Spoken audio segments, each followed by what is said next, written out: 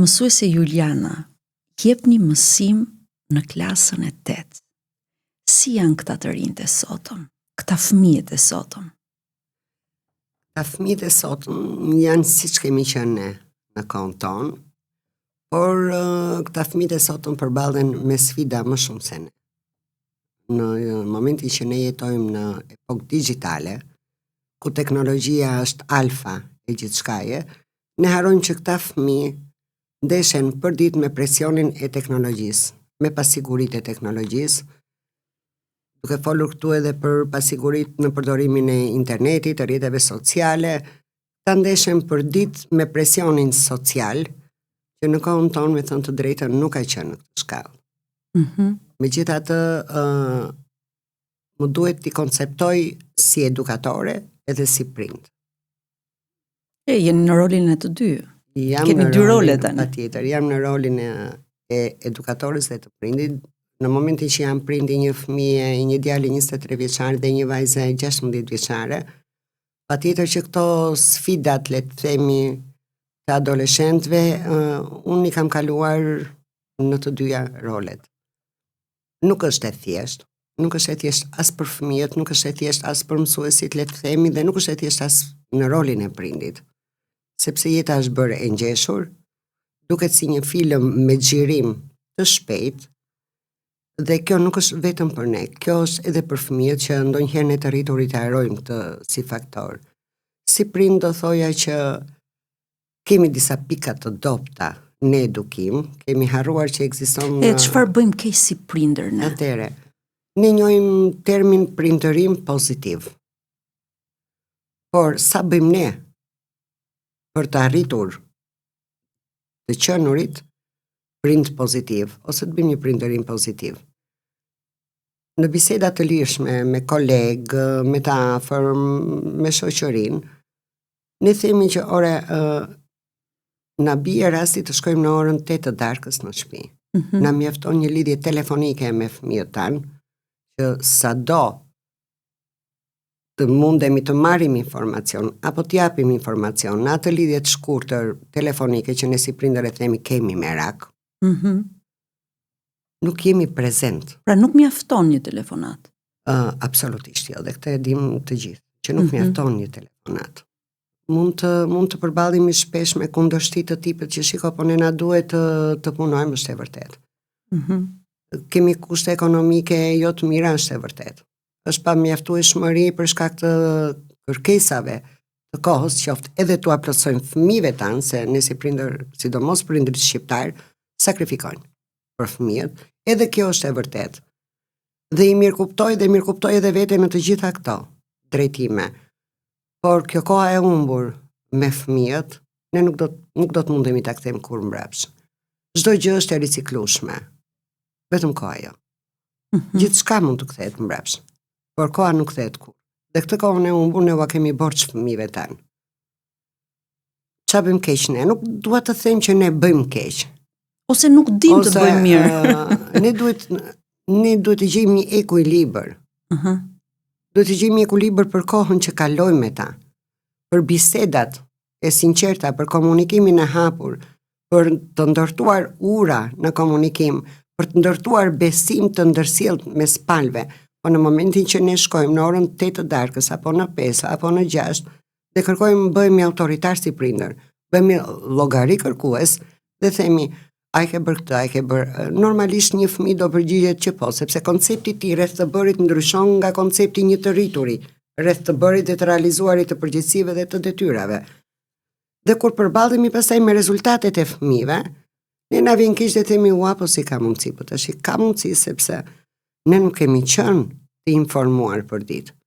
Kurse si edukatore do të thosha që shiko, Valmora, fëmijët në dyert e shkollës nuk marrin vetëm dije. Se shumë prej nesh e kanë konceptin që fëmia im arriti rezultate në këtë lëndë.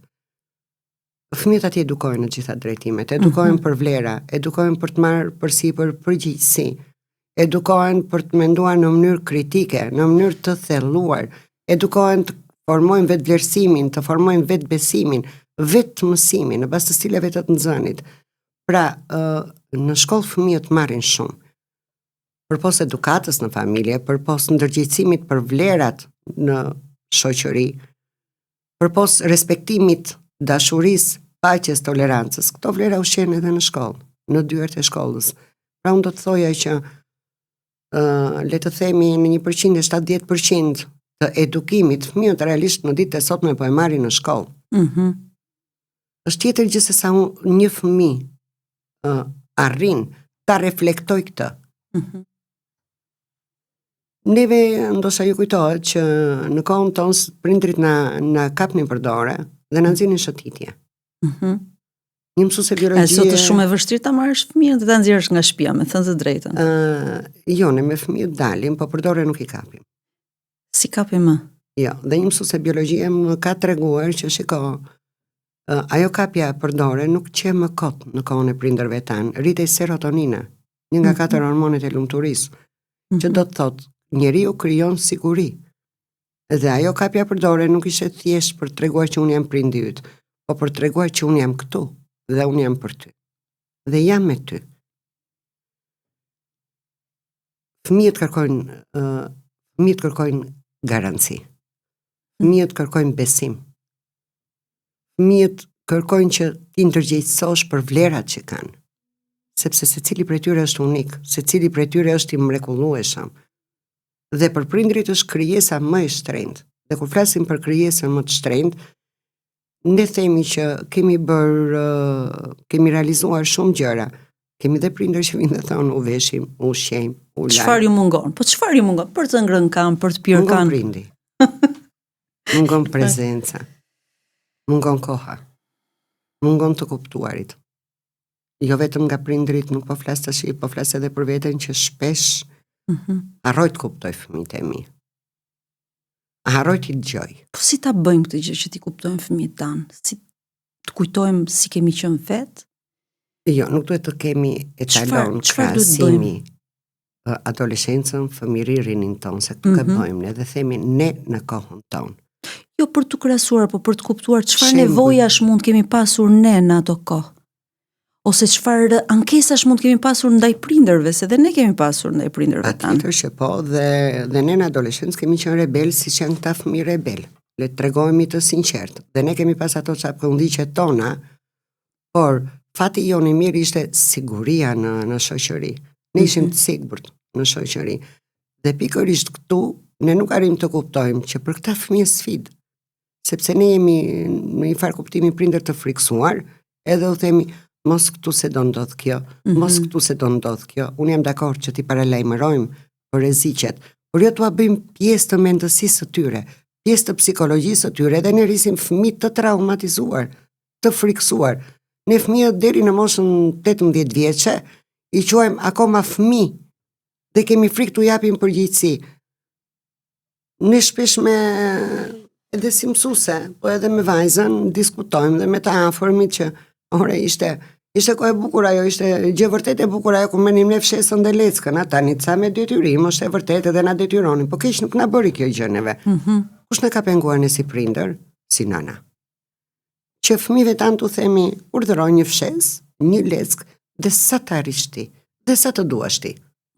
Ama bëje. Kurse ne u themi s'ka gjë, rrini, vetëm mësoni. Dhe këtë rini, ne themi rini dhe rini në telefon, se ne nuk e dim se ku rin, dhe se si rin. Është diskutuar shpesh fakti që shumica nga prindërit po mundohet t'u azëri kohën, duke i aktivizuar në pasionet që ata kanë. Dikush ka pikturën, dikush skulpturën, dikush ka sportin, dikush muzikën, do me thënë me kreativitetin e tyre. Dikush i ka futur edhe në kurse të gjuhëve të huaja.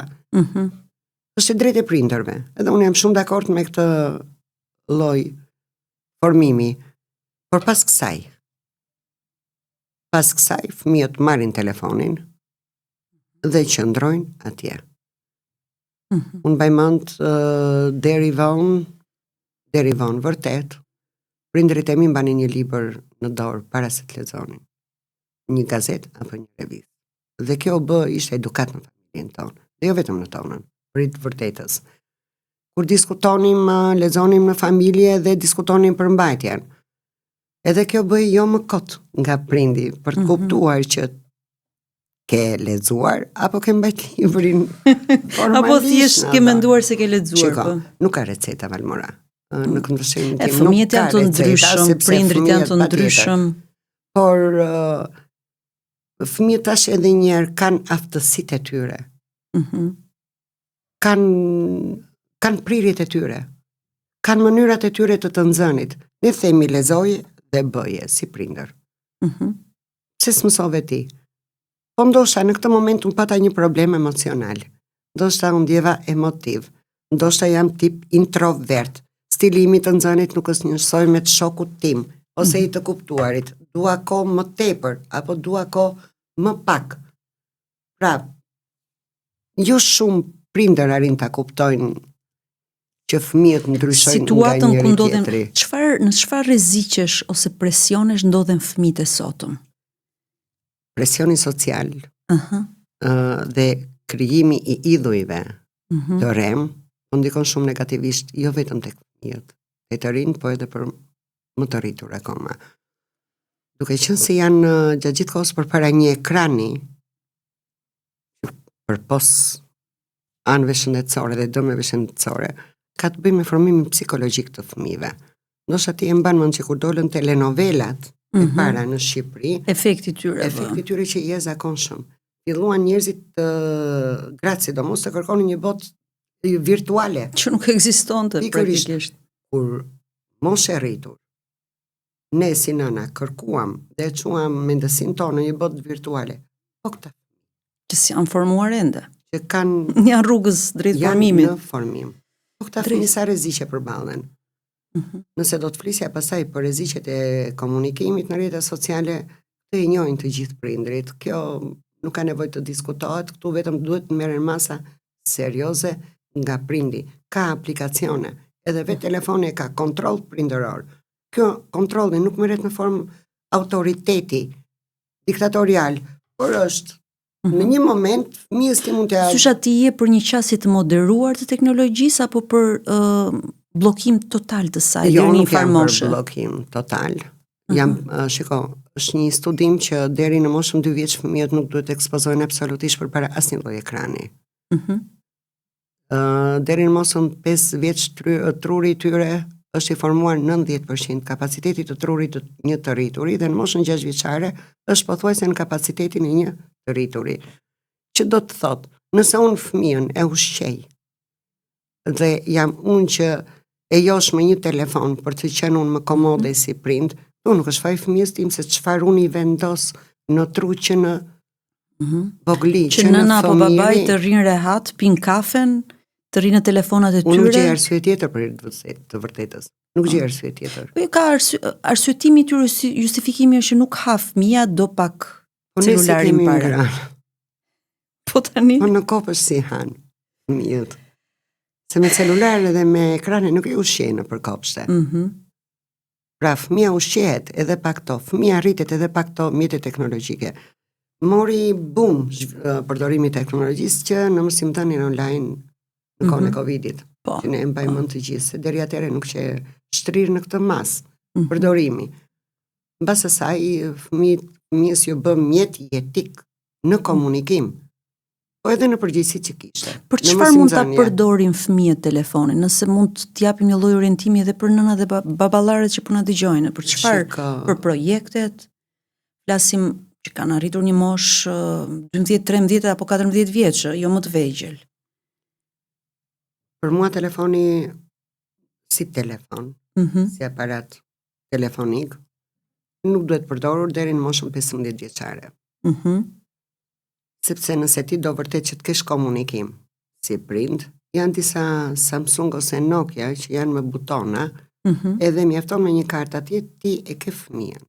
Je në kontakt me. Je në kontakt. Mund të më kundërshojnë disa prindër dhe të thonë është WhatsApp-i si mjet komunikimi. Jam dakord, por aplikacionet e tjera i ke ti në dorë si prind, nëse fëmija do t'i mbaj apo jo. Pra deri në moshën 18 vjeçare fëmijët duhet edukohen me faktin që kanë përgjegjësi, kanë dhe të drejta, dhe ka kufi pozitiv, nuk janë kufi autoritar, janë kufi pozitiv që vendosen.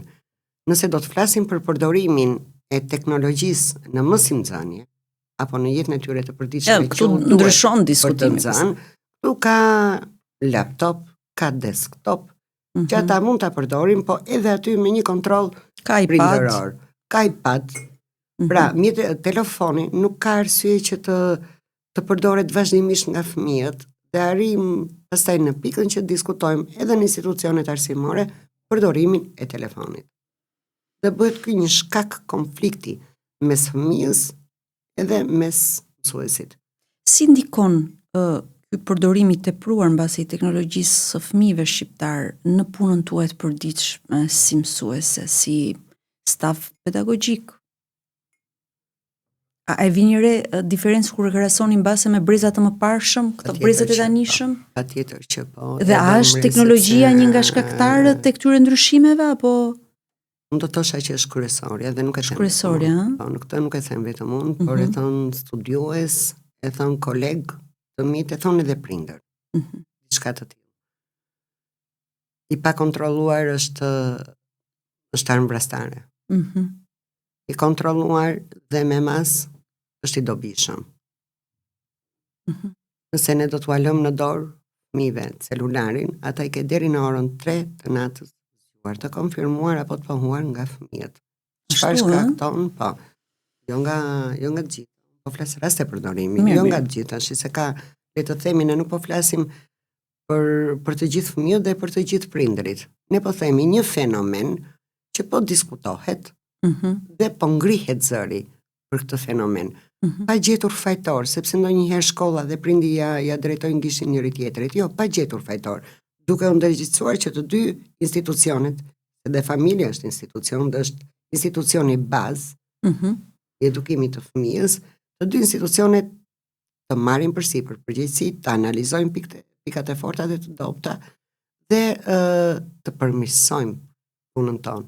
Sepse ne gjithmonë nisemi nga forma. Harrojmë përmbajtjen. E shohim këtë fëmijën shumë mirë, të sjellshëm, por vëmë re që fëmia është bërë tepër i tërhequr, jo komunikues. Dhe një mësues arrin ta dallojë. Duhet keni parasysh, Valmora, që në shumicën e rasteve janë mësuesit ata që e ngren zërin ose sirenën e alarmit që dallojnë të parët. Nuk shkon me fëmijën. Sepse tash, ne si prindër, duke përfshirë edhe mua, pyesim fëmijët ndark, mirë kalonve, mirë, si dole sot, shumë mirë, patë ndonjë problem, jo. Fëmia punën e vet, prindi punën e vet, dhe nuk arrim të përqendrohemi tek psikologjia e fëmijës, sepse prindi nuk e mendon rrezikun kur fëmijën e ka prezent. Thotë kam në shtëpi, është në rregull që nga i qet, fëmia kalon në domën tjetër dhe ka një aparat në dorë që ne nuk e dim fare si komunikon, me kë komunikon, çfarë rreziqesh i transmetojnë, sa ori në këtë aparat, ai dëmton syt, ai dëmton anën psikologjike. Ju e dini shumë mirë që disa nga lojrat në internet janë kthyer në fatkeqësi. Po, është e vërtetë. Pra, shkolla do thosha është ajo që për momentin, për hir të vërtetës, ka rolin kryesor. E çfarë bëni ju, sepse shiko, është shumë e thjeshtë që secila palë të mbroj pozicionin e vet ose të justifikojë edhe pamundsinë. Ju e thatë shumë mirë, shumë prindër mund thonë kemi punën, s'kemi kohën, kemi sfidat, ne bëjmë aq sa dim, aq sa mundemi. Dhe natyrisht një pjesë e prindërve mendon se në kohët e sotme mjafton i siguron ushqimin, veshjen, 2-3 elemente, librat, edhe të jenë në rregull, po në fakt ka ndryshuar se këto janë gjërat më minimale, detyrime prindërore. Në qoftë se prindrit tan luftonin për këtë, për të na siguruar ushqimin, veshjen, në fjetjen, një stret të sigurt, sot as nuk mendohet që, domethënë kjo është aja dhe gjërat më minimale, por pastaj duhet të luftoj prindi për shumë më shumë se sa kaq. Duhet të ruaj komunikimin, pra, ta hapur gjithmonë me fëmijën. Po ju e thatë shumë mirë, vjen teknologjia, si ndikon teknologjia, pastaj jo të gjithë prindërit e kuptojnë. Çështja është që shumë prindër mendojnë që fëmijën po e sjellin në shkollë, në një ambient të sigurt. në një ambient ku do jetë përgjegjës dikush tjetër të paktën 7 orë, 5 orë, 6 orë, 8 orë në ditë apo jo, që janë mësuesit në këtë rast. Dhe a duhet këta prindër ta flenë mendjen apo realisht duhet jenë sy e vesh edhe për atë orarin që fëmia kalon në shkollë, e si reagon, edhe ato shenjat që ju mund vëreni te fëmia, te vetë izolimi i fëmijës ose te një problem base psikologjik i fëmijës. Politikat arsimore, palmora, sot flasim për partneritet mes shkollës, prindërve dhe komunitetit. Do të thotë dyert e shkollës janë miqësore dhe janë të hapura për të gjithë. Pra prindi nuk shihet më si një palë jo aktive ose pasive. Prindi në jetën shkollore është aktiv, është i përfshirë. Unë do të thosha që... Për shumë çfarë organizime, se jam kurioze, si funksionon sot tek ju, të shkolla juaj? A keni një staf, një këshill prindërsh ose mbledhjet e herpashershme me prindrit? Si funksionon angazhimi i prindërve? Jam shumë kurioze ta di. Atëre, këshilli i prindërve është organ funksional dhe efikas. Nëse do të merren vendime të ndryshme, këshilli i prindërve do të jetë prezent. Bëhen 3 takime në vit, por edhe më tepër. Bordi i shkollës është një nga organet vendimarrëse me rëndësi mjaft madhe në shkollë. Qeveria e nxënësve, senati, është zëri i nxënësve. Pra, organet kolegjiale në shkollë janë aktive. Janë funksionale. Psikologja, punonjësi social, oficeri i sigurisë atje ku ka mësuesi kujdesar që ka rol të pamohueshëm tek nxënësit, madje po të dëgjosh ti ashtu si në kohën tonë, edhe sot thonë mësuesit kujdesar fëmijët e mi. Nxënësit e mi ose fëmijët e mi. Vajzat apo djemtë e mi, po. Po djemë dhe vajzat e mia, pra i personalizon. Dhe qëndron ajo fjala që mësuesi është prindi i dytë dhe më beson brenda atyre 2 erëve ka gëzime për suksese, kur fëmijët trishtohen dhe mësuesi trishtohet, se në fund të ditës shiko, suksesi i nxënësit është suksesi i mësuesit. Arritja e nxënësit është arritja e mësuesit. Vërtet. Dhe jo vetëm si nxënës. Absolutisht jo vetëm si nxënës, por në formimin e karakterit të tyre, të personalitetit të tyre, është arritje shumë e madhe. Drejtimet e shkollës janë formimi, zhvillimi akademik dhe formimi i sjelljes së fëmijës. Pra, prindrit janë koshient, janë të vetëdijshëm, që brenda atyre orëve në shkollë nxënësit fëmijët e tyre janë të sigurt. Thash edhe një herë, politikat arsimore janë vërtet, unë i përgëzoj, sepse po vendoset oficer sigurie në çdo shkollë, psikolog në çdo shkollë, punonjës social në çdo shkollë, pra këta janë staf i domosdoshëm mbështetës. Dhe jo vetëm mësuesi kujdestar, po dhe mësuesit e tjerë, duke qenë se janë prindër, tash edhe një herë, janë të ndjeshëm. Nuk kemi më një mësimdhënie ose një ambient në shkollë, një mjedis të ftohtë, ku mësuesi është në qendër të mësimdhënies dhe është autoritar. Jo, absolutisht, kemi një marrëdhënie të ndërsjellët, sepse është kurrikula me nxënësin në bazë, me fëmijën në qendër, që do të thotë mësimi zhvillohet si bashkëbisedim. Atje mbrutet karakteri fëmijës. Atje duket në një detyrë kemi plosra profili im dhe lënda që jap është e mrekullueshme sepse është gjuhë letërsi. Në punët me shkrim të fëmijëve, tani se më dole në një temë tjetër, gjysha që unë s'mund të ri pa e përmendur.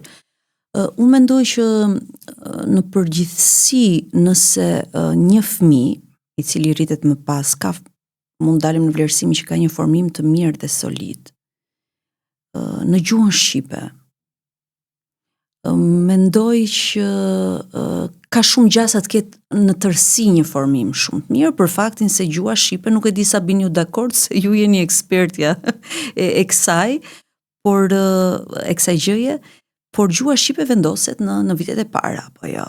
Si janë të rinjtë sot, më duket sikur janë shumë të lidhur me gjuhën angleze, shumë. Do me thënë shoh edhe në komunikim një tekst anglishës më mirë se jeni dhe joti. Patjetër, dhe kjo është gjë fantastike që ata e dinë shumë më mirë anglishten, mirë, por problemi është që a e dinë shqipen? A sa duhet ta dinë? Atëre Valmora. Patjetër, gjuha e punës do të jetë anglishtja, s'ka diskutim, sepse këta nxënës do rriten, do edukohen mbase jashtë ose në universitetet e brenda që anglishtja është e domosdoshme, po si po punohet me shqipen? Më duket sikur ka një problem të rinjt. Nuk kam mësues të gjuhë shqipe, që nuk po këmbgul fort në projekte të tipit të mbrojmë gjuhën amtare, të pasurojmë gjuhën shqipe, të ruajmë tesarin e kombit. Shpesh ajo që u them fëmijëve është një nga 3 simbolet e kombit. Kemi flamurin, kemi himnin dhe kemi gjuhën. Kur ju të rriteni, apo qoftë edhe tani, kur udhtoni me prindrit, jashtë kufive të Shqipërisë, ju nuk shkoni me flamurin kombëtar, as me himnin duke kënduar. Nëse do t'u njohi, dikush do t'u njohi nga gjuha e bukur shqipe. Më dole në shtek sepse the që flasin anglishten. Ne shkakun e dim si arsimtar, shkakun e din edhe prindrit, që në Shqipëri, atje ku ne flasim shqip, ku ne qeshim shqip, ku përgëzojmë, ku mendojmë shqip, dhe qajmë shqip, atje fëmijët tanë nuk po vendosin dot për shkak të dy gjuhësisë komunikimin. Dhe shkaku që fëmija di anglisht, më mirë se sa shqip është pikërisht telefoni, ose ekranet le të themi. Ka pasur raste kanë vajtur në familje të ndryshme, plas edhe në ta. Dhe shikoj ekranet të mëdha, mania jonë për të mbushur gjysmën e faqes smurit me një Samsung apo televizor tjetër të madh, dhe fëmijët që shohin bang bang tërë ditën apo kanale tjera televizive kuka kukla vetëm në gjuhën. Domosdoshmërisht tash kapaciteti i fëmijës truri vjen duke u zhvilluar dhe deri në moshën 6 vjeç është se kapaciteti trurit ton aty e ka marrë ai. Si puna e salbatorit makinës, varet se çfarë ti do t'i hedhësh. Neve po e kemi zakon që themi sa benzinë ose naftë atje interesohemi, dhe cilësia rrallë këmbgulim. Ndodh dhe njëjta gjë. Jo, supozojmë sikur fëmia ka mësuar anglisht në një fazë të jetës vet, në një fazë të parë ka mësuar anglisht, nuk ka asnjë që të keqe për mendimin tim. Çështja është si ne t'ja balancojmë pak të hendekun me gjuhën shqipe. A duhet të japim fëmijëve të lexojnë libra shqip? Sikur të tuazimin kohën e studimit më shumë me shqip dhe më pak me anglisht. Sepse anglishtën e kanë ata përballen me teknologjinë. Fëmijët do ishin shumë të saktë përdorimin e drejtë të gjuhës shqipe. Se formimi i tyre do bëhet në Shqipëri, në gjuhën amtare. Dhe neve ndonjëra duket përmburje që shiko se fëmia im di shumë mirë anglisht. Po, është kënaqësi. Sidomos mësuesit e anglishtes ndihem shumë të vlerësuar. Po ne mësuesit e gjuhës shqipe po hasemi me vështirësi të përdorimit të drejtë shkrimit të gjuhës shqipe, të drejtë shqiptimit të gjuhës shqipe, në argument. Kemi humbur komplet përdorimin e ç's, përdorimin e ës. Është e bëjmë dhe ne të rriturit, Kjo filloi një cungim dal nga dal. I tingujve edhe i fjalëve. Ne kemi humbur gjysmën e fjalës. Ne nuk themi më faleminderit. Që është nga grekërishtja e bukur, të faleminderit. Po ne themi thanks, edhe atë fëmijët tanë nuk e shkruajnë, tamam, po thonë thënë se përtojnë të shkruajnë. Nuk themi kalofsh bukur, po themi KLB. Dikur kemi thënë në rinin tonë, kemi thënë ciao me italisht, pra. Kemi qenë të influencuar edhe nga italisht. Ishte influenca, por ciao ne i thoshim njëri tjetrit, ciao nuk i thoshim prindit. Nuk i thoshim të rriturve. Ishte gjuha informale që përdornim me njëri tjetrin, për të dukur edhe pak, sepse mosha e kërkon vetë mosha të indukton idenë që duhet të dukem të bjem. Ndryshe, t'jesh pak më... Të bësh pjesë shoqërisë. Kurse sot unë shtangem sinqerisht në momentin që komunikoj anglisht me fëmijët, ndonjëherë më shkaktojnë edhe një ndjenjë inferioriteti në theksin, në të folurën e gjuhës angleze. Tash nuk ka asnjë gjë të keqe, patjetër që ne drejt asaj po shkojmë, por nuk kemi pse të insistojmë në faktin, shiko, kanë të domosdoshme. Në kohën tonë anglishtja filloi në klasën e 5, sot është parë. Nuk ka pse të bëjnë të tillë trysnit tek fëmijët për anglishten, sepse çfarë ndodh me prindit? Prindi e rrit fëmijën në Shqipëri dhe vetë prindi me mendsinë thotë do iki jashtë. Do i mësoj anglishtin se fëmia im do shkoj diku. Po sikur ta mësojmë atë fëmijën. Që po, kjo mund të duhet për zgjedhjen që ti do bësh, sepse ndoshta në jetë ardhme mund të duhet. Patjetër që do duhet. Por jo me idenë dhe me psikologjinë, unë po ja mësoj sepse fëmia im do largohet. Jo pse do largohet fëmia. Fëmia mund të jetë edhe pranë teje për bukuri. Ne po rrisim fëmijë për t'i larguar, sepse duam ne t'i largojmë, ua induktojmë. Çfarë u thoni këtyre prindërve zysha që ju vinë? Ju thonë, shiko, fëmia im duhet marri vetëm 10. Sepse është në fakt kam vërre një presion të mëshëm. Presioni notës ka qenë gjithmonë. Dhe ajo që më shqetëson mua është që ndonjëherë prindrit nuk e ndajnë dijen nga nota. Që për mendimin tim janë dy gjëra krejt të ndryshme. Krejt të ndryshme. Domethënë një sistem fantastik, ato bashkohen, por nuk ka sistem fantastik dhe ne e dim këtë gjë. Pra nuk ka sistem perfekt. Ideja është që ndonjëherë presioni për të marrë ato nota të cilat do të vendosin të ardhmen e fëmijës, bëhet i bezdisshëm për ju, si reagoni, po themi? Përgjigjja ime e parë, për që në sinqertë është edhe unë vetë se zysh nuk jam pasita. Në gjitha lëndët. Po. Pra, fakti që unë jam mësuese gjuhë letërsisë tregon që unë prirjen time, aftësit, i pata më tepër tek lëndët shoqërore. Po. Presionin e notës tash e kishim gjithë në për familja, të gjithë prindrit kërkonin atëre dhe thoshin 10 absolute, sepse varet nga pritshmëritë e prindërve, por ja që nuk arritëm të dilnim 10-0-0 të gjithë. Patëm një mesatare të ndryshme. Thoshit diçka shumë personale që nuk keni qenë me të gjitha 10 apo jo? Absolutisht jo. Jo në gjitha lëndët. Asu nuk kam qenë me të gjitha 10. Në lëndët shkencore nuk kam qenë me 10, sepse prirjet i pata në tjetër drejtim në këtë që ndoqa. Kritere vlerësimi ka kudo, Valmora. Unë jam dakord me prindrit që kërkojnë më të mirën për fëmijën. Më të mirën kërkojmë edhe ne si mësues.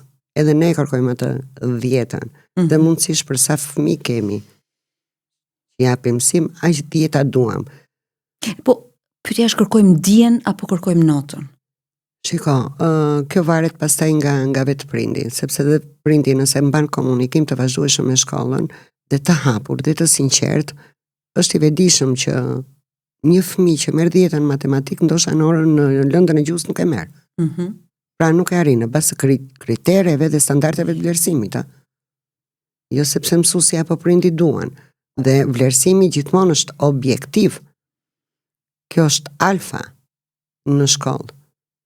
Që dhe prindi të jetë i vetëdijshëm që fëmia këtë vlerësim që ka marrë, nuk e ka marrë për një ditë, apo nuk e ka marrë për një orë, por vlerësohet gjatë komunikimit mësimdhënies në vazhdimsi. Pra le të themi në gjuhën shqipe një fëmijë vlerësohet për detyra të ndryshme. Në bazë të rezultateve të nxënit që vëm në krye të orës së mësimit.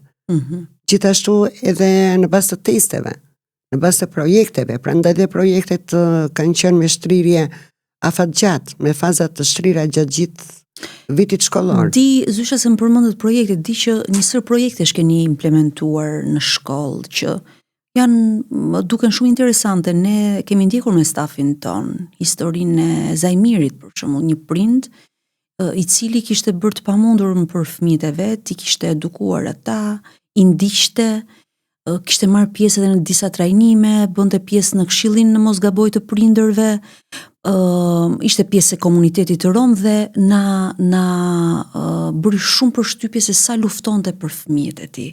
A mund na tregoni pak ndonjë detaj për klasa digjitale, për çdo projekt të lezetshëm, gazeta digjitale nga ana tjetër që ju keni bërë në shkollë, se duam të dim se çfarë ndodh brenda mureve të shkollës. Shumë interesante. Shkolla ime është shkollë qendër komunitare. Kjo nuk do të thotë që shkollat e tjera nuk bëjnë projekte, se bëjnë vërtet projekte shumë të bukura. E kemi nisur duke u shpjeguar fëmijëve në fakt me shembuj real, praktik, se çfarë janë projektet. Nëse të kujtohet në fillim bisedës thash që stilet e të nxënit janë të ndryshme. Prindi vjen edhe kërkoi notë, po bëj lidhjen e gjërave. Ka fëmijë që në gjuhën shqipe për shembull vlerësimi i tyre është le të themi 1.6, po zë një shembull, në projekt ai fëmijë merr 10. Sepse është stili unë nxë duke bërë. Prandaj dhe shkolla shumë dimensionale, është gjithë përfshirëse. Projekti, nëse do bëhet më i thjeshtë si koncept vetë fjala projekt, sepse ne kur themi projekt themi wow, diçka të madhe. Është organizimi, le të themi, i një feste ditëlindje. Angazhohet e gjithë familja, do organizojmë, qëllimi është, objektivi, do organizojmë një ditëlindje. Do e bëjmë në lokal, do e bëjmë një fest me 50 të ftuar, dhe patjetër që secili nga anëtarët e familjes merr përsipër rolin e tij dhe përgjegjësitë e caktuara. Caktohet afati kohor, le të themi anëtarët e familjes janë grupi punës, me përgjegjësitë e tyre, me detyra të ndara dhe të detajuara. Po si i marrin këta? Patjetër sipas aftësive që kanë. Sepse nuk mund t'i japësh babit gatimin dhe t'i lësh mamit transportin. Në rast se babai gatuan dhe mund të japësh me vë drejtën. Në përgjithësi tash në shoqërinë shqiptare po flasim. Mirë do që.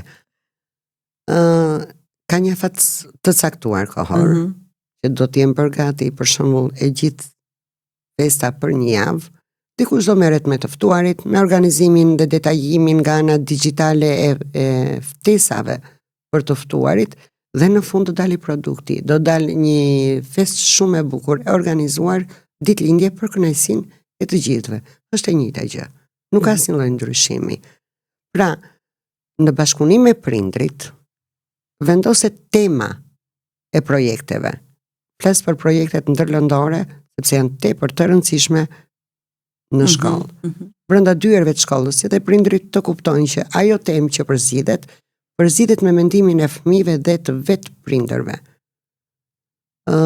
Unë për shembull për projektin Gazeta Digjitale vura në dispozicion, ideova dhe 3 tema të tjera, dhe u bë pyetësori ku fëmijët me vullnet të lirë, 45% e tyre dhe më tepër zgjodhën gazetën digjitale. Po kështu edhe projekti i matematikës, shkolla e ëndrave të mia, shkolla e së ardhmes. Pra, fëmijët bien dakord në disa projekte dhe japin maksimumin e tyre dhe bëjnë vërtet kryevepra. Nëse i angazhon. Ju pyes për projektet sepse ju keni ditur ta përdorni teknologjinë, pra, dhe jo t'ju përdori juve teknologjia brenda shkollës. Le të themi në të gjitha shkollat e Shqipërisë, Smart Labi është bërë pjesë e shkollës. Përderisa arritëm në kohën që fëmia që në moshën 3 vjeç ditë përdori telefonin dhe aplikacionet, për mua ishte tepër e suksesshme futja në etikut teknologjisë e informacionit dhe komunikimit si lëndë e kurrikulës që në klasën e parë. Dhe të gjitha shkollat tashmë kanë një Smart Lab, ku fëmijët shkojnë edhe me mësuesin e etikut zhvillojnë orë tepër të bukura dhe tepër argëtuese. Pra, sot që flasim, të gjitha shkollat din ta përdorin mjaft mirë teknologjinë. Dhe nëse do të shkojë në të gjitha dyert e shkollave, do shikoje një angazhim tepër të madh të gjithë mësuesve, sepse përveç projekteve, 10% e programit shkollor duhet të zhvillohet me teknologji, është mësimdhënie e integruar. Se sa fëmijët e gjejnë veten në këtë orë, ajo duket sepse prindrit janë të kënaqur në këtë aspekt. Për mua është në rregull ajo vetëm 10% që nuk do të kaluar. Jo që aty kemi edhe pastaj orët edukative që zhvillohen të integruara, zbatimi i strategjive veprimtari, aktivitete të ndryshme në kuadër të strategjive kombëtare, që të këto bëhen të integruara, gjithashtu edhe ditët botërore ndërkombëtare bëhen të integruara. A keni arritur ju në shkollën tuaj të integroni të gjithë fëmijët, të gjithë prindrit, edhe të komuniteteve? Kjo fjala të gjithë është pak abstrakte. Të gjithë gjithmonë dhe kur janë fjalë abstrakte. Okej, cilët keni angazhuar atëre po pyes? Shumica janë angazhuar. Shumica janë angazhuar. Në shkollë patjetër që janë përfshirë gjithë fëmijët. Në këtë lloj mësimdhënie e pëlqen, kanë qasje pozitive, sepse e reflektojnë. Dhe feedbacku që ne si mësues marrim në përfundim të orës së mësimit apo në mbyllje të një aktiviteti, të një veprimtarie, fëmijët kanë një qasje pozitive, shprehen mjaft pozitivisht për teknologjinë. Ka nga ata për shembull që nuk u pëlqen sepse ndihen më lirshëm në natyrë. Pra, nëse do të themi që në shkollën qendër komunitare kemi ju jeni në shkollën Zysha për audiencën që po na ndjek në shkollën e Ysberishtit? 9 vjeçare Ysberishtit. 9 vjeçare. Po. Atëherë, nëse në shkollë ka një klub biologu ose klube sportive që realisht i kemi në shkollë, ka fëmijë që e gjejnë veten shumë më mirë në terrenet sportive apo në natyrë, në eksperimentet që bëhen në biologji, se sa mund ta gjeni në një mësimdhënie të integruar në teknologji. Ose në gjuhë letërsi. Shiko, teknologjia në letërsi është gjë shumë e bukur, përdorimi i teknologjisë. Le të themi janë tema të jashtëzakonshme kur ti flet për rilindas, si ti njeh historinë, e lidh me historinë. Nëse donin të recitonin një vargje nga Naimi, patjetër që duke e parë të shfaqur Naimin dhe të recituara nga Mirush Kabashi do t'u vinte shumë e bukur poezia në veshët e tyre, Anës Lumejnve e Nolit, e recituar nga Timo Floko, u vjen shumë më këndshëm në veshët e tyre dhe u rizion dëshirën. Por jo të gjitha orët, le të themi, mund të bëhen me teknologji. Ka hikur ajo koha kur fëmijët, po flasim për projektet, ka hikur koha kur fëmijët tani marrin dhe bëjnë copy-paste. Në momentin që ne themi në shkollë analizohet, sintetizohet. Apo e përdorin chat GPT-n se më kujtove copy-paste-in. Si po rezulton, se jam shumë kurioze. Mjaftueshëm. Edhe në 9 vjeçare? Po e përdorin, por një mësues i mirë e njeh nxënësin. Një mësues arrin ta dalloj fare mirë se kur fëmia i ka bërë me chat GPT. Sepse kur pyesim për ato pikat e dobta në biseda të lirshme me nxënësit, ata tregojnë që o zë shiko po e bëra këtë me chat GPT, unë dhe pati disa gabime drejtshkrimore, po ato nuk pata kohë t'i rregulloja, ose një mësues që kur e merr tekstin në dorë, një poezi apo një ese, le të themi, një punë me shkrim, një tregim, unë e di mjaft mirë se e para njërë që tek fjalori i përdorur. Pra, në 9 vjeçare sot, nxënësit shqiptar po e përdorin. Chat GPT-n. Për çfarë qëllimesh? Thjesht për të marrë informacion, për të bërë një projekt të caktuar, qoftë edhe të lidhur me atë që mund na thoni ju nga lënda juaj, po flas. Dhe për projekte. Po e përdorin edhe për projekte dhe nuk është keq në këtë aspekt. Unë nuk mund të them si mësuese që shiko se idetë që ata marrin te chat GPT-ja janë të këqija, jo nuk janë të këqija. Përkundrazi, ata zgjerojnë gamën e ideve atje. Se nëse ne themi që do bëjmë një projekt për shembull si të ndërtojmë të tavolinën, duke pasur një bazë materiale të caktuar, atje fëmijët edhe futen direkt dhe drejtojnë pyetjen, si të ndërtojmë një tavolinë me bazë materiale druri. Dhe chat GPT-ja jep disa pika orientimi, tavolina nuk ta jep. Unë të ditës fëmijët do të ndërtojnë vetë tavolinën. Kurse për zhvillimin e ushtrimeve gjuhësore tashmë ata, pak të nxënësit, ku ne japim si në shkollën tonë, janë përgjegjësuar që nuk ka më vlerë. Sepse mësuesi arrin të kuptojë. Ne po shkojmë drejt argumentave, drejt zgjidhjes nga fëmia, drejt mendimit kritik, drejt atyre pseve dhe sepseve. Pra fëmijët po fillojnë të mendojnë dhe të analizojnë argumentin. Nëse do t'i linim, unë arri fare mirë të kuptoj se kur një fëmijë ka sjell një ese nga chat GPT-ja, dhe kur ka atë krijimtarinë e vet aq të bukur, aq fëminore, aq të brish, që t'ju ndihmoj, që unë e vlerësoj jashtëzakonisht shumë. Që t'ju ndihmoj Zysha, ka dhe programe që detektojnë, e thash në anglisht dhe këtë, po që gjurmojnë. E thash drejt Zysha? Që gjurmojnë nëse një tekst është kopjuar, është marrë nga chat GPT, është me bazë njerëzore, pra i krijuar nga njerëzit apo i krijuar nga inteligjenca artificiale. Ka programe specifike që e gjurmojnë edhe e nxjerrin si rezultat, po edhe unë jam pro përdorimit të mjeteve të teknologjisë, të inteligjencës artificiale. Kuptohet, inteligjenca artificiale është e kufizuar. Për shembull, provat që kemi bërë ne rezultati është i tillë që të jep raporte shumë të mira, pra arrin të bëj raporte shumë të mira nëse ti fut të dhënat, bën përkthime shumë të mira, por është shumë i kufizuar, është shumë i kufizuar tek idetë kreative, tek për shembull ne kemi bërë prova tipit nëse mund ta nxjerrë një ide projekti ose një emërtim ta quajmë projekti, dhe ChatGPT është shumë e kufizuar. Mendoj që nuk do ja kaloj ndonjëherë inteligjenca artificiale mendjes njerëzore, po kjo ngelet për të parë se mund të jem krejtësisht gabim. Nuk e di. U tentua nga shkencëtarët të ndërtoheshin kompjuteret emocional. Dhe nuk arritën. Por kur zhvillova një orë mësimore me fëmijët, ta shiko, a ka aplikacione me të cilat ju komunikoni? Le të themi. Më thanë po ka. Dhe thash cilat janë? Tha janë Siri, janë Alexa, janë ChatGPT-ja. Sepse në momentin që ti dërgon një voice, ti je duke komunikuar me një aplikacion. Tash, dakord, këto janë robota. Ne po flasim për robota. Ju e ndjeni anën emocionale dhe njerëzore tek aparati që keni përballë? Më përgjigjen që jo, absolutisht jo. Atëherë thash është e vetmja gjë që në këndvështrimin tim nuk do të realizohet. Sepse nuk do të mund të kur që të bëj një robot të ndjej. E bëjnë të flas, e bëjnë të lëviz, por që të ndjej nuk është realizuar akoma dhe në këndvështrimin tim nuk do të realizohet. Nëse do të realizohet, do të më vinte e vërtet shumë keq për brezat e së ardhmes. Unë vazhdoj të mendoj që teknologjia, në përgjithësi teknologjia, duke futur dhe inteligjenca artificiale këtu, është një armë. Armën mund ta mbajë në dorë polici për të ruajtur sigurinë publike, mund ta mbajë në dorë dhe kriminali apo jo për të bërë keq.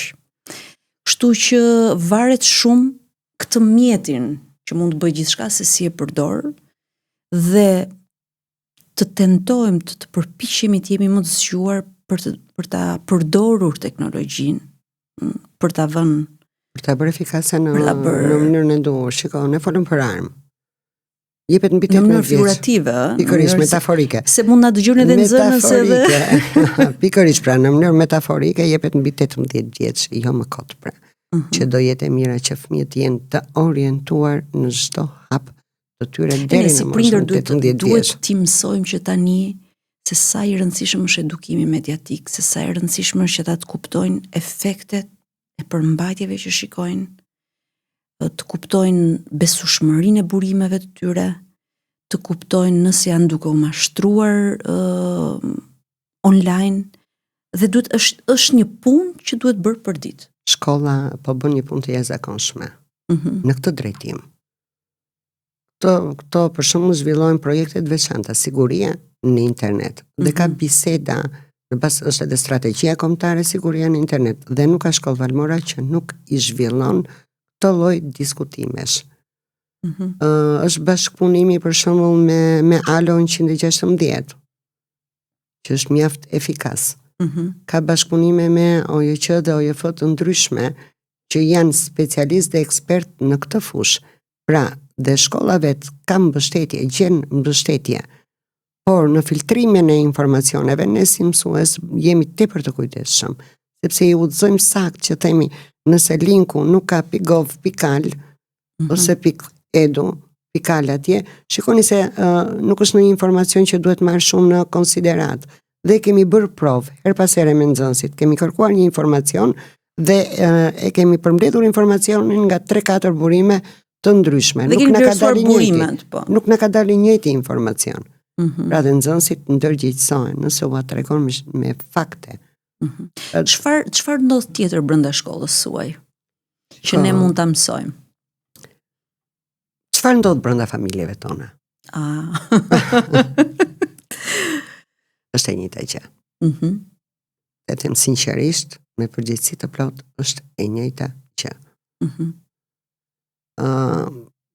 Unë jam vërtet... Pra ka suksese, ka dhe dështime? Jam vërtet e nderuar për çdo koleg, CPMC Shqipërisë, për sakrificat e mësuesve, për çdo sukses të tyre, por mos harroni që çdo ditë e jetës së mësuesit është përballje me një potencial sfidash. Dhe jashtëzakonshme. Thash familja. Në momentin që fëmia të quan prind të dytë dhe krijon besim tek ty si mësues, atëherë ai fëmijë vjen edhe të zbraz zemrën. Dhe aty ti futesh në një botë të jashtëzakonshme të atij fëmije dhe nuk ka vlerësim më të madh se sa kur fëmia të beson, kur nxënësi të beson.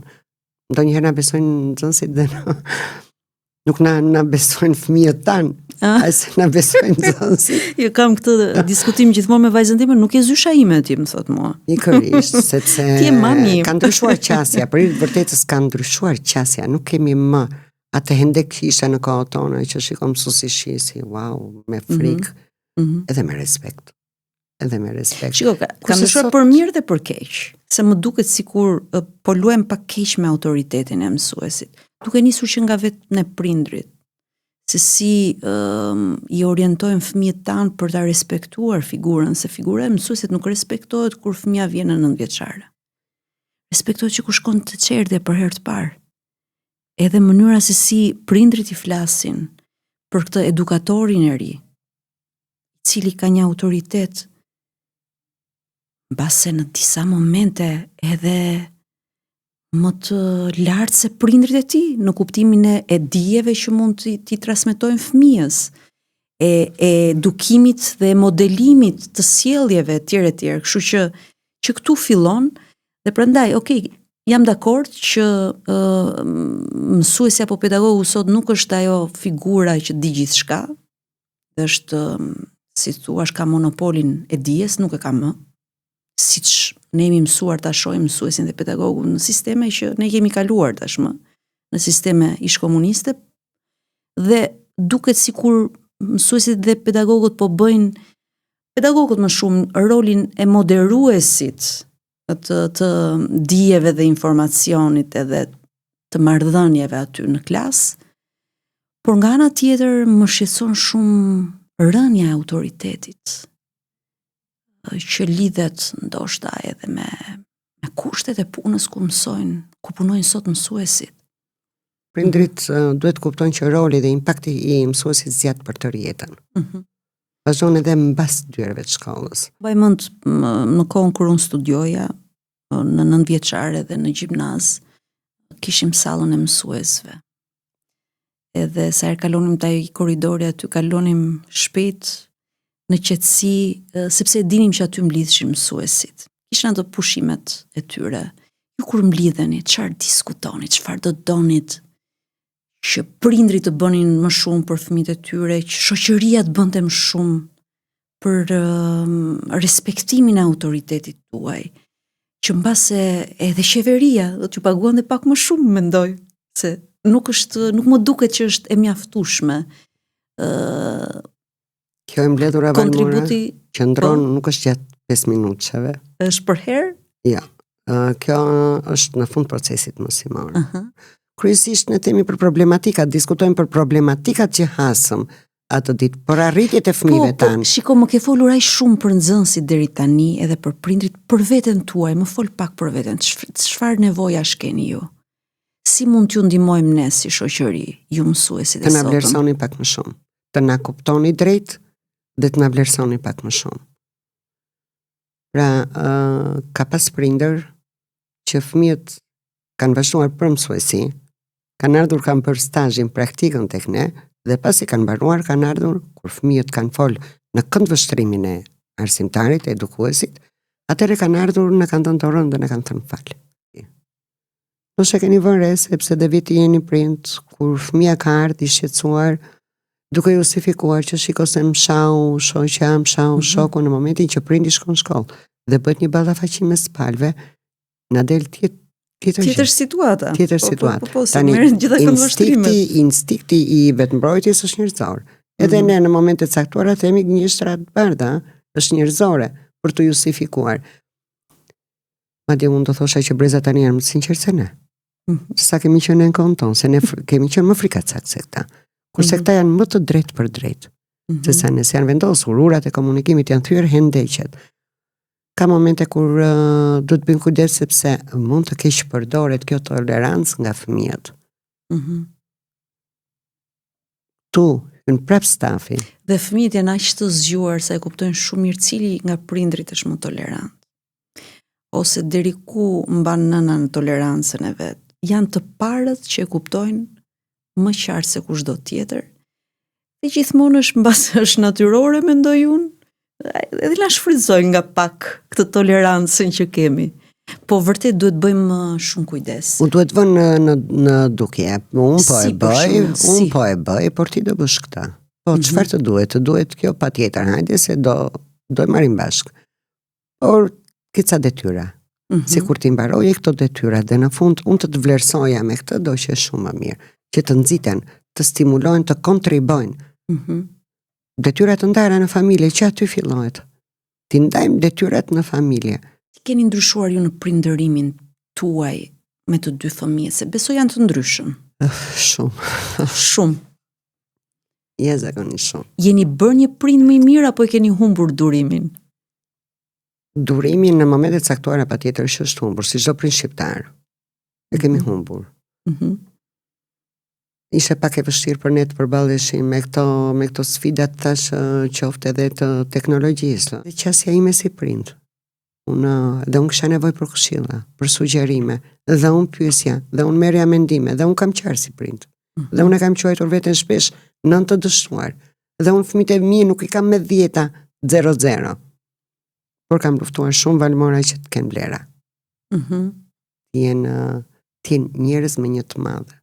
E dëgjoj shumë tek prindrit, e kemi fëmijën, e kanë vajzën apo djalin si shok, e vajzën si shoqe. Është ajo lista krahasuese si. Po, është e gabuar mendoj unë. Unë vetja them vajzës time. Unë nuk dua të jem mikesha jote më e ngushtë ose mikja jote më e ngushtë. Jo. Unë jam nëna jote. Nuk e di si e mendon ti Zysha. Pikërisht tek kjo pjesë e krahasuese si vendoset theksi. Se në momentin që fëmija të quan si mike dhe të quan mike, ka shumë ndryshim. Si mike lë hapësira. Pra ajo kërkon të arri të fjala mike, të lartësia e fjalës mike. Dhe vetë fëmijët tanë e kuptojnë që nuk do arrin kur tek ajo fjalë nëse ne nuk i lejojmë. Pra ne vërtet jemi shoqet e tyre, shpesh u themi me të mira që të ka mami motor, por motor nuk është. Pra duhet gjithsecili të di se çfarë pozicioni ka, se çfarë roli ka dhe të respektohet. Ashtu siç ata kërkojnë të respektojnë për drejtat e tyre. Po. Dhe kon vetën e drejtave të fëmijëve. Edhe të drejtat i din shumë mirë. E din jashtëzakonisht mirë, e din përmendësh. E din vërtet shumë mirë. Ashtu do din të marrin edhe rolet dhe të krijojnë atë respektin. Po më vjen mirë se këto brezat e fëmijëve tani kanë ndryshuar, ju e thatë, janë bërë më të mbase më të ndjeshëm, më të kujdesshëm ndaj natyrës, më pëlqen shumë kjo gjë. E shoh në përgjithësi, nuk po them të gjithë, po bëjnë globalisht. Shoh një lloj ndërgjegjësimi për natyrën, për mjedisin në përgjithësi dhe një lloj ndërgjegjësimi edhe në raport me kafshët shtëpiake. Tani me modesti. Patjetër kemi shembuj dhe ekstrem, s'ka diskutim. Absolutisht jo. Megjithatë me modesti unë do të them që është merit e jashtëzakonshme e stafeve mësimore, e arsimit. Një nga kompetencat e kurrikulës është kompetenca për sipërmarrjen jetën dhe mjedisin. Për të kuptuar që ajo është. Ne jemi mysafir, ajo këtu ka qenë, këtu është, këtu do jetë. Ne jemi mysafir të saj ndaj ta respektojmë. Që mos të largohemi nga fëmijët e tu. Si të konsiderojnë nën tolerante apo nën të rrept? Si tu pëlqej atyre, si tu leverdisi. Në momentet saktuar. Si tu leverdisi atyre. Herë jam e rrept, kur them jo, pastaj tolerante kur u plotsojmë ato dëshirat. Unë jam përpjekur të edukoj që të arrin vetë. Do të thotë fëmijës si kam treguar, djalit i kam treguar, kam përpjekur që të bëj gjëra të vogla që në moshën 15 vjeçe. Dhe sot është ndjek një universitet për menaxhim, hoteleri, turizëm dhe punon menaxher në një post online. Pas shumë punrave që ka kaluar. Kur e ka pasur eksperiencën e parë të punës, se ky është një problem tjetër për rinin, mendoj unë. 15 vjeç. Që nuk njohin etikën e punës, dhe etika e punës nuk mësohet 20 vjeç. 15. Shkëlqyer. 15 vjeç ka pasur. Ka punuar me kohë të pjesshme. Ka punuar me kohë të pjesshme ndihmës kamarier. Shkëlqyer. Një model që unë do doja shumë ta ndiqja për fëmijën tim. Dhe ka pasur raste për shembull që kur kemi diskutuar, i kam thënë tim shoqi Shiko, edhe ndonjë servis nëse gjen, shkoj jepin 100.000 lek, edhe thuaj mbaje, mësoj një profesion, ose ta angazhohet, ai ta di që po i jep ti dhe do t'i japim ne ato lek. Sigurisht. Po le ta quaj si vlerësim, pra ka arritur të edukohet me punën. Dhe punën e do. Është korrekt, tepër korrekt në punë. Shpresoj që djali yt dhe të rinjt e tjerë që po edukohen në hoteleri turizëm na sjellin një shërbim më të mirë të turizmit shqiptar, se në fakt jemi shumë problematik te kjo pjesë. Unë u them studentëve të mi të komunikimit, gazetarisë, në çdo lloj shërbimi, gjëja që ne shesim është komunikimi.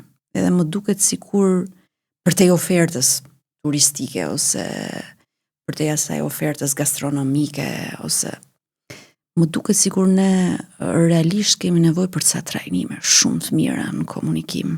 Ne kemi nevojë të ndërgjegjësojmë prindrit që ai arsimi profesional ka shumë vlera.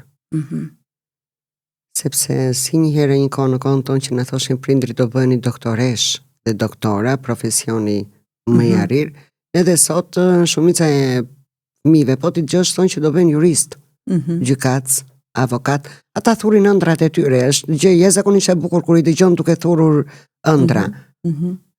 Çfarë bën mësuesi dhe prindi orienton? Është orientimi në karrierë. Në klasën e 7, në klasën e 8, në klasën e 9, vazhdon më lart pastaj në klasën e 11. Pra, ajo është në bazë të aftësive, në bazë të prirjeve, në bazë të pasioneve që fëmia ka. Neve themi që do bësh këtë se këtë dua unë të bësh. Ti do bësh inxhinier, ti do bësh doktor, ti do bësh jurist se dua unë. Ndërkohë që duhet t'i lëm pak më shumë hapësirë atyre ëndrave të atyre fëmijëve, sepse më shumë se kushdo ata i njohin aftësinë e tyre. Emision televiziv përballë disa adoleshentëve ishte pikërisht kjo një nga pyetjet që u bë, si do të dëshironit juve që të ishte ndikimi prindërve në orientimin tuaj në karrierë, bazuar edhe tek ëndrat që ju keni dhe çfarë aspironi, dhe një nga gocat tepër fantastike, Kesi, dhe përshëndes, tha, shiko, tha, unë duhet bëm aktore. Po mami me babin tha nuk e kanë me qef. Babi ishte ndërkohë përballë. Dhe pyet moderatori e thot, babi pse nuk e ke me qef? Ose më saktë çfarë profesioni dëshiron ti për Kesin, dhe tha biologe. Do të thënë ishin në drejtime krejt të kundërta, të ndryshme. Është kjo gjëta që mua më pëlqen të bëj dhe unë mendoj se këtë do realizoj. Unë nuk pranoj asnjë lloj drejtimi tjetër. I tham ke kohë që ta mendosh, patjetër nëse është ëndra dhe pasioni jot ndiqe, mos u frikso nga sfidat.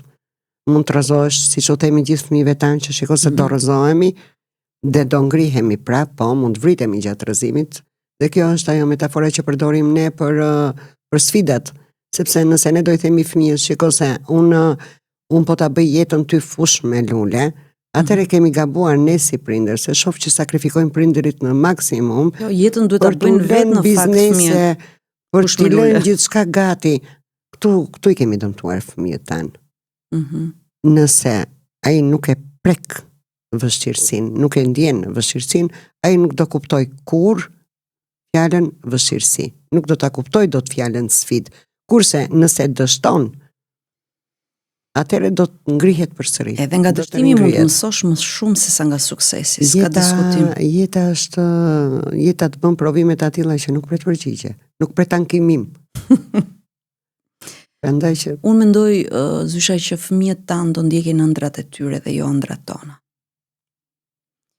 Edhe ajo që duhet bëjmë ne më mirë, mendoj si prindër, si mësues, si pedagog, si gazetar, si pjesë e kësaj shoqërie është t'i njohim më mirë fëmijët, sepse kam përshtypjen që ne dim që janë fëmijët tanë, po nuk, ose në një proces të caktuar heqim dorë, ose nuk kemi durimin që t'i njohim.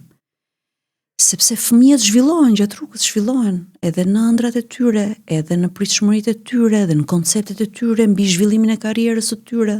Zakonisht shkëputja ndodh në adoleshencë, ose le të themi distancimi ndodh në adoleshencë.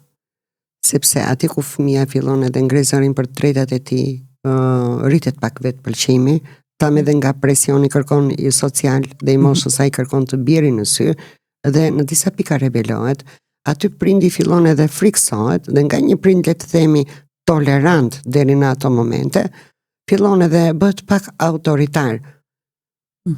Dhe aty thotë nuk e për të dalë, nuk e për të shoqëruar, s'ke për të vajtur në këtë ditëlindje, pra pengesa dhe kufi që deri në atë moment i fëmijës nuk e ke vënë. Këtu i bie bomb fëmijës dhe pastaj thot po çpati dhe fillon edhe rebelohet. Nëse vendosen këto rregulla që në fillim, atëherë dhe fëmia është i ndërgjegjësuar. Po, unë do dal me shoqërinë, patjetër, do zhvilloj këtë aktivitet, do bëj diçka që më pëlqen, orën funditës edhe një kafe fëmia do ulet. Sepse ne dim që ulen. Nuk mund të themi që fëmijët nuk ulen. Aty për të marrë një çaj apo një limonadë, apo për të ngrënë një akullore, po.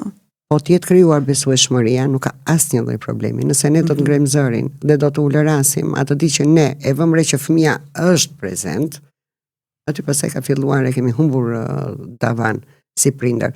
Ka raste të gjithë e kemi bërë. Sepse dhe ne si prindër kemi ngarkesat tona.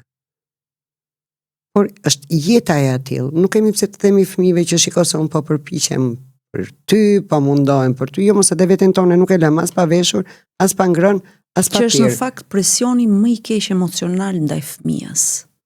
Mendoj, sot janë siç ka ta kthejmë përgjigjen. Nëse do e bëjmë këtë gjë, dëmtojmë fëmijën. Në momentin sigurisht fëmia i dallon, e kupton sakrificën e prind. Ai fëmijë që ka një lloj përgjegjësie mbase po. Në moment që është prindi që i thot her pas here fëmijës, shiko se unë për ty sakrifikoj, shiko se unë kam sakrifikuar gjithë jetën time për ty.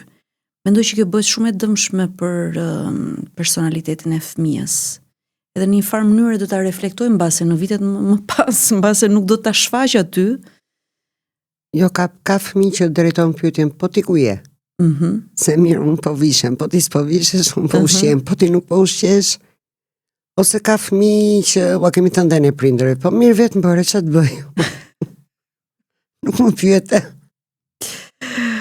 Ose ka fëmijë që thonë, unë të kam bërë mama, kështu që kujdes, po, të kam dhënë status, unë jam kryevepra jote, kështu që është gjithçka tek komunikimi është artë.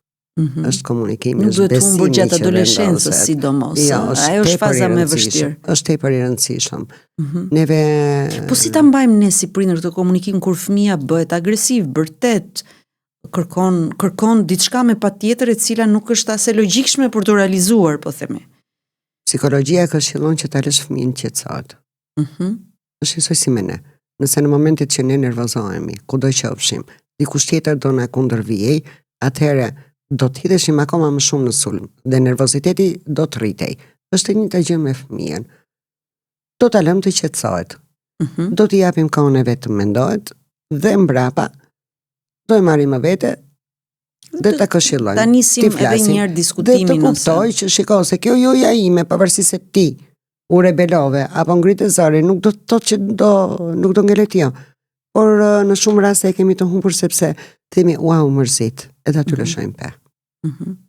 Dhe atë jon e bën. Na vjen keq edhe. Ne na vjen keq.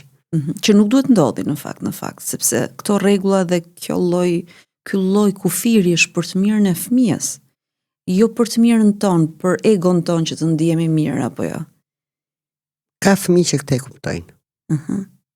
Ka vërtet fëmijë që e din shumë mirë se kur u fleti thua keqër mësuesja prindi po mundohet, vërtet se mund vinë edhe nga familje të ngarkuar, një ditë që ata kanë debatuar me prindin, e reflektojnë. Edhe ju jeni të parat që i merrni vesh gjithë. Patjetër se duket që në mëngjes të jeni të sigurt Valmora që fëmijët shprehen. Ose e tregojnë nëpërmjet veprimeve të tyre nëpërmjet. E shfaqin, jo gjithë fëmijët, se ka dhe fëmijë introvertë të mbyllur, por në përgjithësi nëse ke krijuar besim në komunikim me ta, ata shprehen.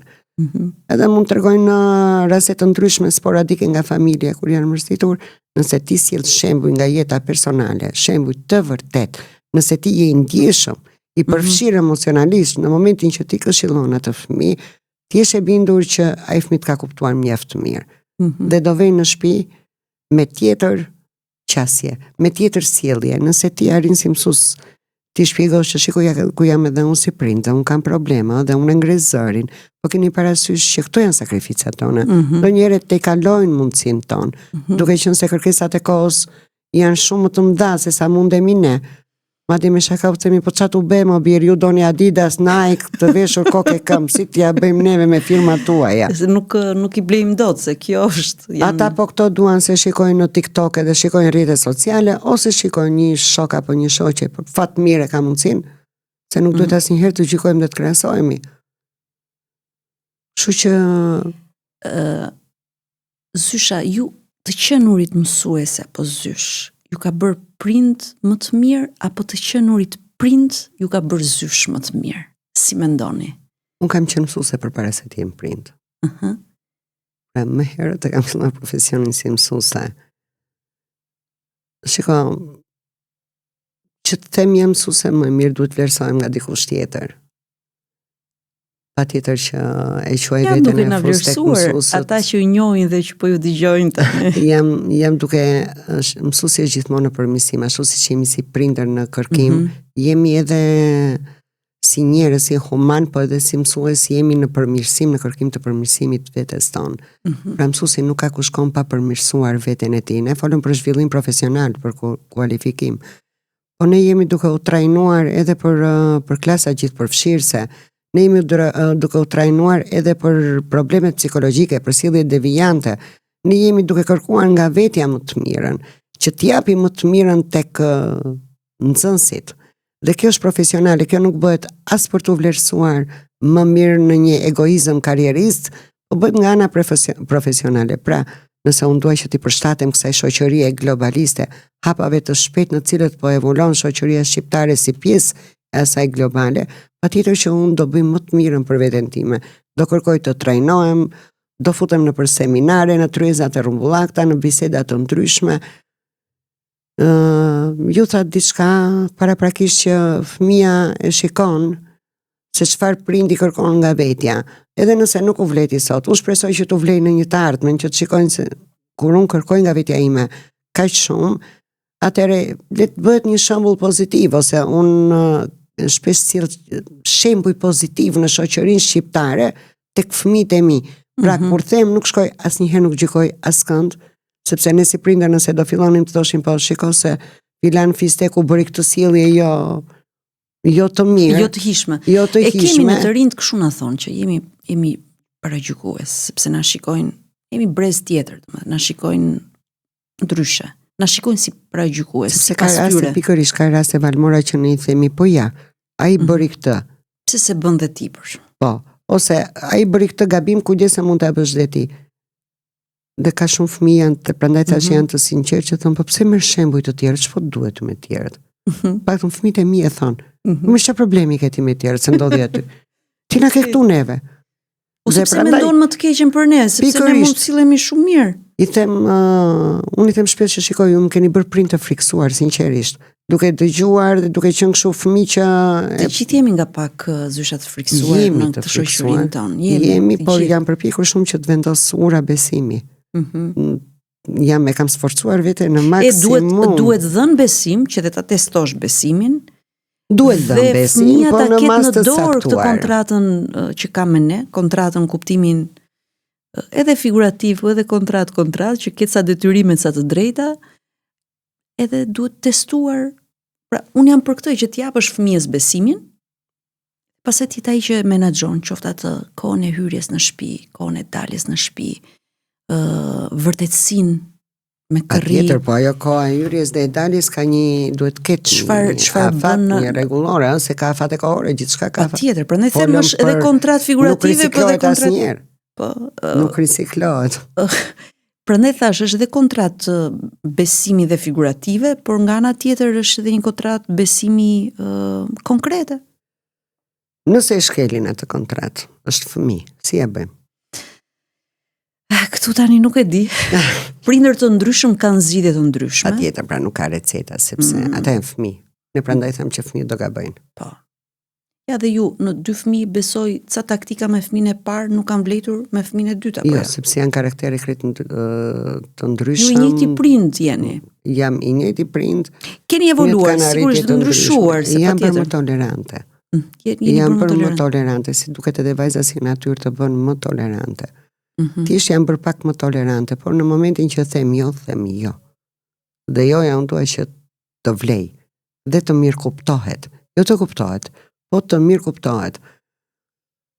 Krau tjetër pastaj babi mund të lëshoj pak më shumë se sa unë, dhe arrim në atë luftën e brendshme pastaj të konflikteve, të interesave, që të diskutimeve gjatë po. Patjetër ti je rept, babi është më tolerant dhe dalun si armiku popullit. Është edhe një lloj presioni kjo që bëhet, dhe kjo që bëhet nga fëmijët për ato për interesat e tyre. Po. Për interesat por mendoja ma që fëmijët janë vëzhguesit më të mirë të familjes. Çfarë ndodh në dinamikat me prindrit, çfarë ndodh në dinamik me ta, janë vëzhgues edhe për shkak të këtyre qëllimeve të vogla që duan të arrijnë. Për shembull, janë shumë kujdesshëm të të kujtojnë që ti 3 herë ju ke thënë po për të njëjtën gjë dhe pa pritur jo, hera e tretë po themi ose e katërt dhe pyetja është po ç'ne? Se ti 3 herë më ke lejuar për të gjë. Pra kjo çpati. Si ka mundësi? Pikërisht. Shiko, nëse do kenë kotën bëjmë pjesë e familjes, ndonjëherë ne qeshim dhe themi i ku interneti i këndritat s'kishte internet, ndjen çik me ata të shtëpisë ishin njerëz shumë të mirë. Po i njohëm pak. Diskutuam pak me ta. Si shinj. Bëhen kritik ndonjëherë shumë real. Pra ne nga fëmijët marrim mendime që në të rriturit nuk në ka vajt mendje fare. Ne kemi manin t'i vështirësojmë gjërat. Kurse një fëmijë mund të t'japi zgjidhje me një fjali që ri pastaj shikon njëri tjetrin e thon, po këtë pse se mendova. Kjo vlen edhe për në shkollë, edhe në mësimdhënie. Pra, vetë natyra e njeriut e ka manin t'i vështirësoj, të shkoj tek e komplikuara. Cila është bukuria dhe madhështia e fëmijës? Është pikërisht thjeshtësimi i gjës. Prandaj ne po shkruajmë drejt mësimdhënies së individualizuar, dhe një pedagoge ime thoshte gjithmonë, më pëlqente jashtëzakonisht kjo shprehje saj. Jepeni një mësimin në çfarëdo lloj klase dhe moshe, sikur të keni përpara një 6 vjeçar. Pra thjesht të zoheni. Mos e komplikoni, sepse komplikoni veten, filloni dhe hasni vështirësi që në formulime të ndryshme. Këtë gjë bëjnë edhe fëmijët. Fëmijët nëse ti i merr si ekspert, ndoshta në debate të ndryshme kemi vënë të gjithë që vinë e thonë ti fole gabim në këtë moment dhe mendoj që ti mami ke faj për shembull për këtë të arsye është e kot të vazhdos diskutimin se janë tepër real, të sakt dhe objektiv në atë që thonë. Pra ka raste që dhe ne mësojmë nga fëmijët tanë nëse e pranojmë. Se ne si prindër nuk e pranojmë. Ne themi u bëre ti të më mësosh mua. Jo që na mësojmë, po marr diçka tepër të zakonshme. Në fund të ditës janë shumë më të aftë në teknologji se sa ne, në përdorimin e teknologjisë. Ne marrim një telefon, do të themi na rregullonin çik po deshët. Na vendosin ca aplikacione. Pikërisht, sepse nuk e dim. Që aty madje ata bëjnë shaka thonë ndonjë kështu aplikacion kontrolli prinderor ta vendosin vetë.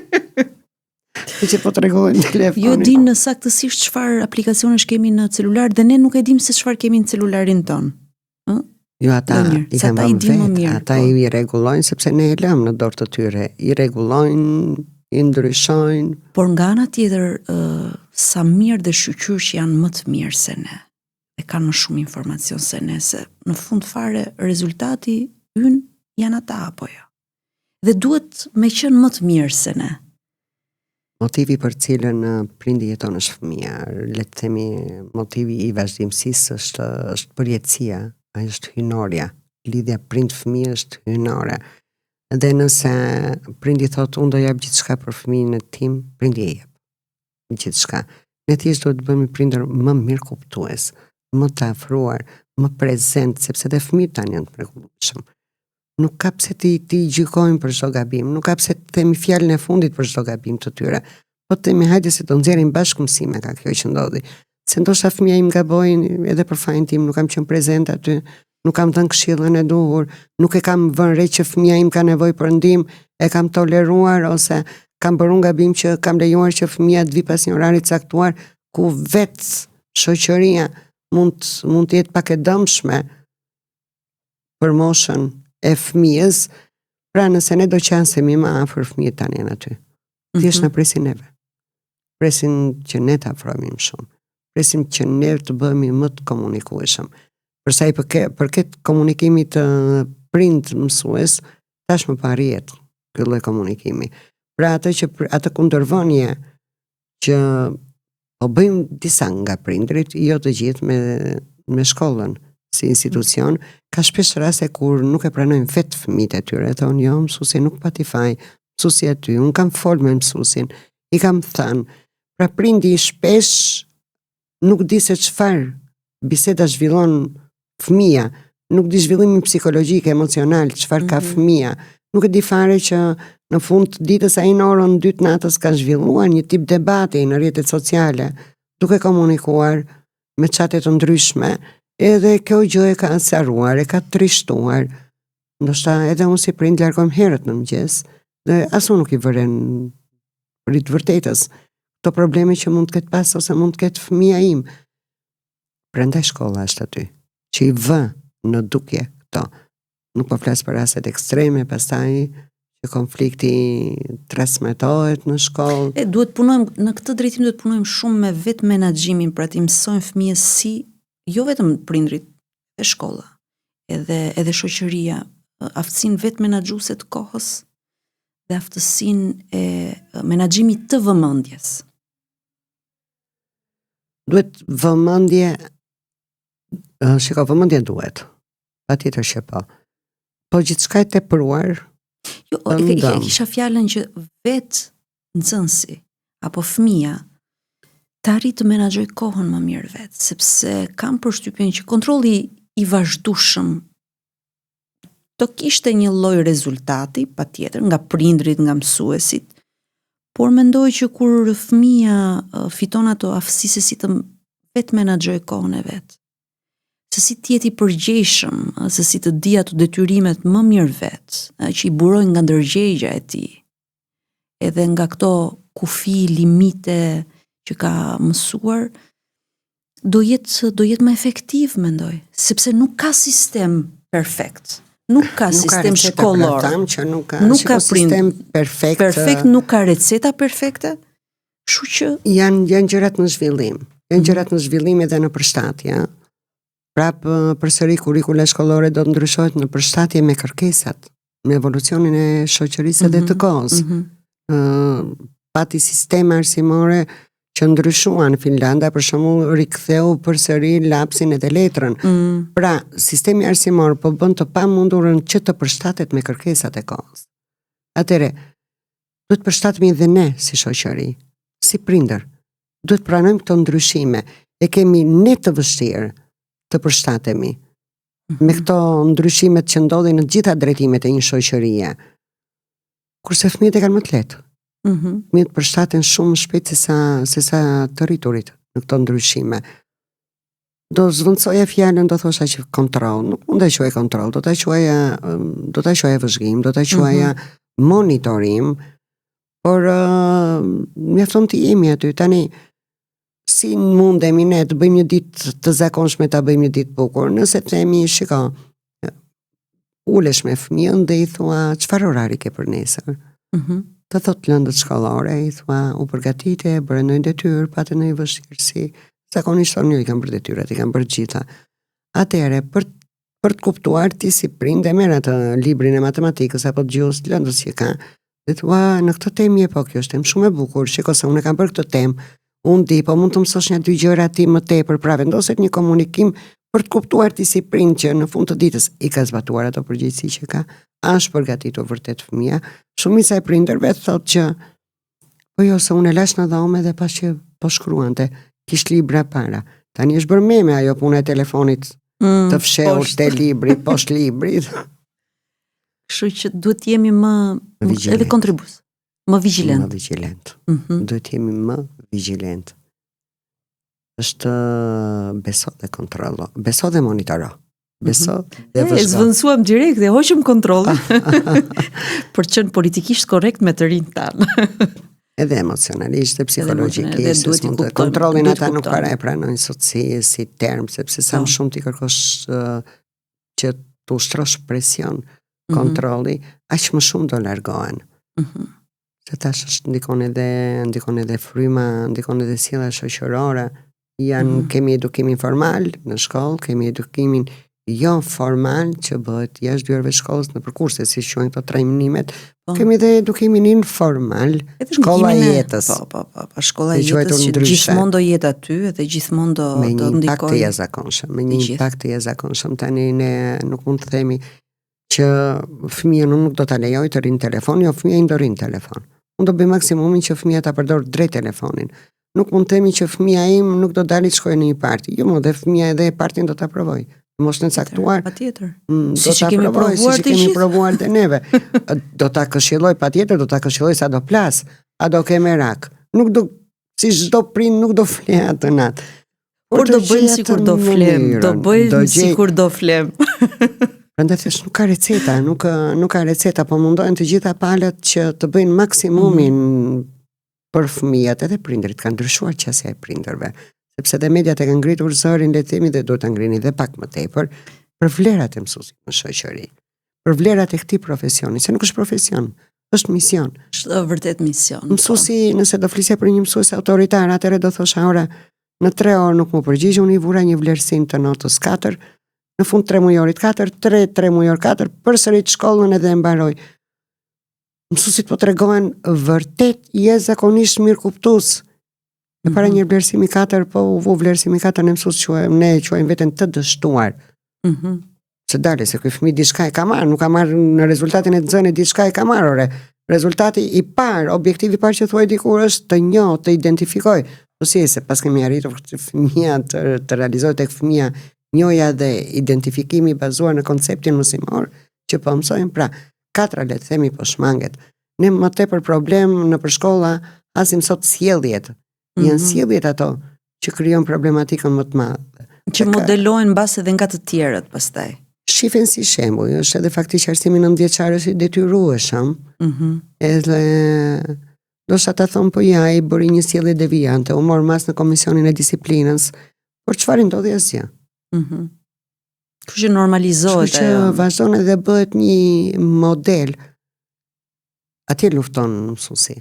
Mësuesi pikërisht atje derdh shumë përpjekje tek ai fëmia që mos të bullizohet, se në fund ditës do bullizohet ai fëmijë.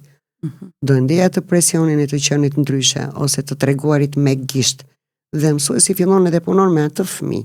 Dhe thot, po, gabove, u mor kjo mas. Ne dhe unë si mësues po të gaboj dhe po thyej një nga rregulla do merret patjetër mas. Në komisionin e etikës dhe disiplinës. Për mua pra masa, rregulla ka kudo. Por hajde se do ta ndreqim bashk, hajde se do ta shlyejm bashk të mas që u mor, duke i dhënë besim, duke i dhënë të kuptoj që është i vlerësuar, që dikush e do, që dikush e respekton, që dikush ja di vlerat, që ja vën në pak to vlera, to në shkollë bëhen. Patjetër që bëhen, se janë lëndë të ndryshme, janë aktivitete, janë detyra, janë projekte të ndryshme, ku fëmijët ka mundësi të shprehen, ku fëmijët ka mundësi të tregojnë që dinë të bëjnë, që kanë dëshirë të bëjnë. Ishim disa minuta të mira së bashku, Zysha. Ishte kënaqësi për mua. Shumë kënaqësi për ne që ju kishim në këtë bisedë të thelluar. Bisedë që mund ta përsërisim prap. Pse jo? Do ishte kënaqësi këtu në këtë studio, ndjeva vërtet e lishme në komunikim, ndjeva ngrohtësi, folëm mes 2 profesionistës dhe me 2 nënave. Të shpresojmë që t'jetë përcjell edhe ky qëllim tek audienca jon, po kam përshtypjen që kemi shumë nevojë të dëgjojmë dhe qasje, të dëgjojmë qasje që janë konstruktive, se shumë e thjesht. Ne si media e bëjmë zakonisht, vendosim gishtin, nxjerrim lajmet e këqija, sepse është pjesa jon, ne raportojmë se çfarë ndodh. Po bëhet ndoshta pak më e vështirë kur përpiqesh t'ju futesh në thellësi. Si thatë dhe ju që të mos vëm gishtin, po gjejmë shkaqet. Cilat janë ato shkaqet? Jo të paraqykojmë.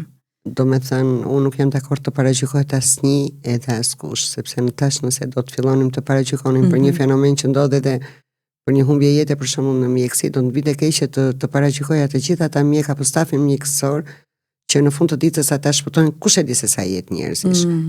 Natyra njerëzore e tillë është valmore që e keqja bën bujë. Dhe e mira jo, megjithatë unë e quaj veten mësuese të bekuar, prind të bekuar, dhe pjesë e një komuniteti të jashtëzakonshëm, ku kam gjetur mirëkuptim në një staf të mrekullueshëm shkollor, po edhe prindrit nisëberisht janë vërtet të veçantë dhe mirëkuptues. Pra bisedat dilla ne i zhvillojmë shpesh, jemi të sinqert me njëri tjetrin, sa herë që ata kanë dëshirë apo na lind neve si staf një ide për përgjegjësitë ndryshme të afrojmë dhe të themi që hajde se këtë gjë do ta mësojmë bashkë, qoftë edhe nga SMIP-i, për shembull, ne i trajnuam prindrit, folëm me njëri tjetrin, pra janë afruar. Nuk është më aq i thellë ai hendeku, le të themi, sepse edhe vetë prindrit po bëhen të vetëdijshëm që këta mësues, këto dyert shkollash janë partnerët tanë, janë bashkëpunëtorët tanë. Po kështu edhe komuniteti, por do thosha dy institucionet kryesore janë shkollë, familje, prind, mësues, janë hallka të një zinxhiri që nuk kanë për të kputur kurrë, mendoj unë. Po duhet të shtrëngohen çik më tepër. Palët duhet të respektojnë njëri tjetrin dhe kur fëmijët tanë, nxënësit tanë i shohim të rritur që kanë mbaruar shkollën dhe janë bërë profesionistë shumë të mirë në një fushë ata kanë zgjedhur, mjafton që të zgjedhin ku duan ata, ku të dëshirojnë të shkëlqejnë në atë aspekt ku ata duan. Ka kuzhiniera shumë të mirë, ka berber, ka janë bërë mjek, janë bërë përkthyes, nxënësit tanë.